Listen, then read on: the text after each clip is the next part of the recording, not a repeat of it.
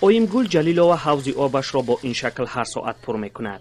این حوضی که 3 تن آب در خود جا می‌دهد در عرض 1 ساعت خالی می‌شود. زیرا نه تنها برای خانواده اویمگل بلکه همسایگان این بینای بلند آشیانه نیز خدمت رسانی می‌کند. تا برآوردن آب خانم اویمگل مشقت آبکشی را از سر گذرانده است. ما اون ایسنی مکتبی 5 میرفتن میآوردن. ای 58 میآوردن قوق میشید دیجاش خیلی نک اینجا که نمی اومد به ما آخرام بودیم و آب نمی اومد میرفتیم اونای کوچه‌های دیگه میگرفتیم میومدیم. خیلی نکنه این 6-7 سال شد میره به در کدیم شکرانه خدا هم خدمت میخریم اینا هم اینا می دومم عذاب دهی. پسران اویمگل که شاهد زحمت مادرشان بودند در فکر برآوردن آب شده اند. از 100 متر زیر زمین برای خانم اویمگل آب برآورده اند. اکنون از این آب نه تنها خانواده اویمگل جلیلova بلکه همسایه‌ها نیز استفاده میبرند. در این فصل گرمای سال 3 دستگاه آبکشی را عوض کرده اند.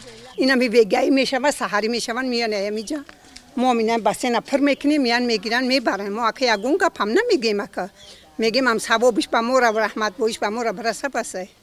این بنا از 2 آشیانه عبارت است. ساکنانش میگویند که هر فصل تابستان در منزل‌هایشان همین معما را دارند. ساکنان هر سال مشکلات خود را به مقامات بیان میکنند. پس از هر مراجعت از مقامات وعده بازسازی را میگیرند.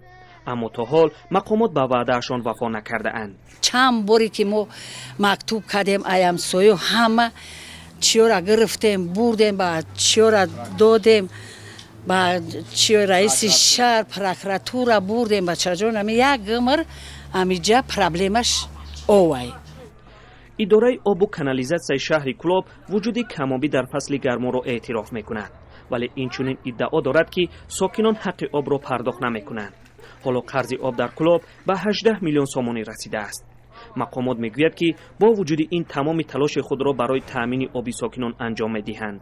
در شهر کلوب مثل این خانه بلند آشیانه هر سال 10 ها ساکن شکایت میکند که مشکل آب دارند.